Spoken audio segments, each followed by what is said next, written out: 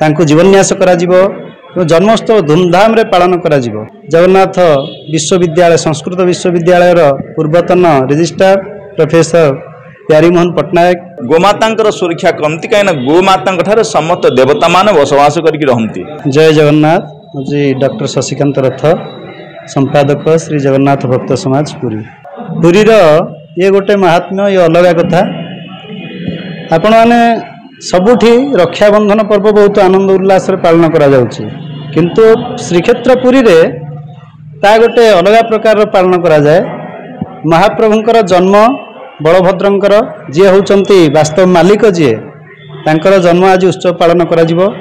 मार्कंडेय पुष्करिणी रे महाप्रभुंकर मूर्ति निर्माण करा जिवो। सेठी महाप्रभु तांको जीवन्यास करा जिवो जन्मोत्सव धूमधाम रे पालन करा जिवो।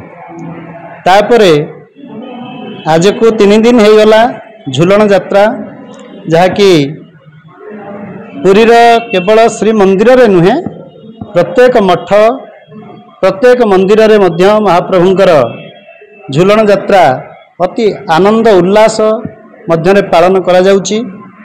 तेणु जगन्नाथ भक्त समाज तरफ ये तृतीय वर्ष जे महाप्रभुंकर जन्म बलभद्रंकर जन्म जयंती पालन। तेणु आमे चिंता करू जे बड़ ठाकुरंकर जन्म जयंती को आमे आहुरी आनंद उल्लास केमती पालन करिबा। सेथिपई आज आमे बलदेव जन्म एवं झुलन यात्रा संपर्क में आलोचना चक्र रखीचु। एथिरे उपस्थित अछंती जगन्नाथ विश्वविद्यालय संस्कृत विश्वविद्यालय पूर्वतन registrar professor Pyarimohan Pattanayak Shri Sadashiv Sanskrit college अध्यापक डॉक्टर कृष्णचंद्र कवि महोदय जगन्नाथ मंदिर पुरोहित प्रोफेसर पूर्णचंद्र महापात्र महोदय एवं नीलाचल संस्कृत विद्यापीठर अध्यापक डॉक्टर बलराम दास ये समस्ते निमंत्रण करा जायछि। सेमाने आजिर ए विशेषता विषय आजिर दिनर विशेषता विषय रे समस्ते किछि किछि आलोचना करिवे आम समस्ते शुणिबा आ सेथिपई यही प्रयास छोटिया प्रयास टे करा जायछि भक्त समाज तरफ। मु डॉक्टर प्रदीप चंद्र आचार्य जगन्नाथ भक्त समाजर उपसभापति आज आम अनुष्ठान तरफ एक आलोचना चक्र आयोजित होइछि जो थे बलभद्रंक जन्म भगवान महाप्रभु बड़ ठाकुर बलभद्रंक जन्मोत्सव एवं झुलन यात्रा ये अवसर एक कार्यक्रम आयोजित होइछि। वास्तविक देखा गले भगवान सदाबले अवतीर्ण केतबेले हुअन्ति जेतेबेले धरापृष्ठ रे अन्याय अत्याचार अभिवृद्धि घटे। तेणु गीतारे भगवान कहिसंति यदा यदा हि धर्मस्य ग्लानिर्भवति भारत अभ्युत्थानम अधर्मस्य तदात्मानं सुजाम्यहम्। कहले मु निजे अवतीर्ण हुए कौन पाई ना परित्राणाय साधूनाम विनाशाय च दुष्कृताम धर्म संस्थापनार्थाय 3टा काम करने प्रभु अवतीर्ण हुंती। एवं आउ गोटे कथा है जितेबाला बलभद्र जन्मोत्सव आज आपण मैंने देखिए प्रत्येक ग्राम प्रत्येक अंचल कोण अनुकोण जितेबाला गोमाता आज पूजा हुए एवं सुसज्जित करके गोमाता पूजा करी आमे भगवान बलराम को पूजा सहित गोमाता पूजा करूँ। तार कारण हूँ कौन भगवान गोमाता को अग्राधिकार दबार कारण हूँ 7 जनक जोगु पृथ्वी स्थिर होकर रही। कौन से ना गोभी विप्रेश्च वेदैश्च सतीभि सत्यवादी अलुब्धि दानशील सप्तभि धार्यते मही।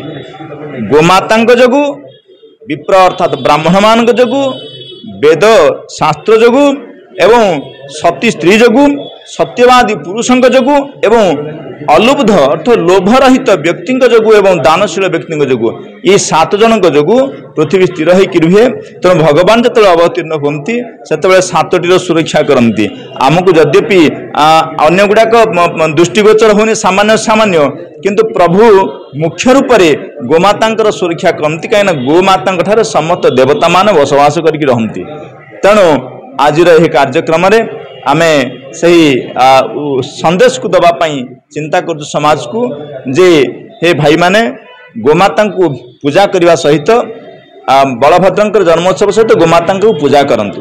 द्वितीय कथा है जो आज राखी पूर्णिमा रे गोटे कथा मु कहबी आज भाउणी भाई की जबरदस्त कहूची जे भाई मो हाथ राखी बांधे एवं तू कथा दिए जे मते तू सुरक्षा करिवु जदि आज भाई पाखरे अच्छी सुरक्षा देव जदि भाई दूर अच्छी सुरक्षा दे पार किए तेणु गोटे भौणी कहवा दरकार जे भाई मु तो हाथ राखी बांधिली तू मते सुरक्षा दे कि न दे किंतु समाज रे अन्य भौणी माने जो छंती तांकु सुरक्षा दे कारण जदि तू मते सुरक्षा देबु मते आउ जने किया निश्चित सुरक्षा देव ताहाले ए रक्षाबंधन सार्थकता लाभ करिवो तेणु एही उद्देश्य रे आमे भी ए संदेश को देबा पई ए कार्यक्रम आयोजन करिछु आ विशेष किछ को नै जय जगन्नाथ मन कहूछि किछि नुआ करिबा पई हेले पाखरे संबळ नाही तेबे व्यस्त होंतु नाही मधुलिका एंटरप्राइजेस एबे बुझिबो आपणक मन कथा क्षुद्र शिल्प ठारु नै मध्यम शिल्प पई सुलभ मूल्य रे जोगाई देबो समस्त प्रकार मेसिन और रॉ मटेरियल जहाकु नै आपण सहज आरंभ करि परिबे नुआ एक व्यवसाय अधिक जानिबा पई आज ही कॉल करंतु।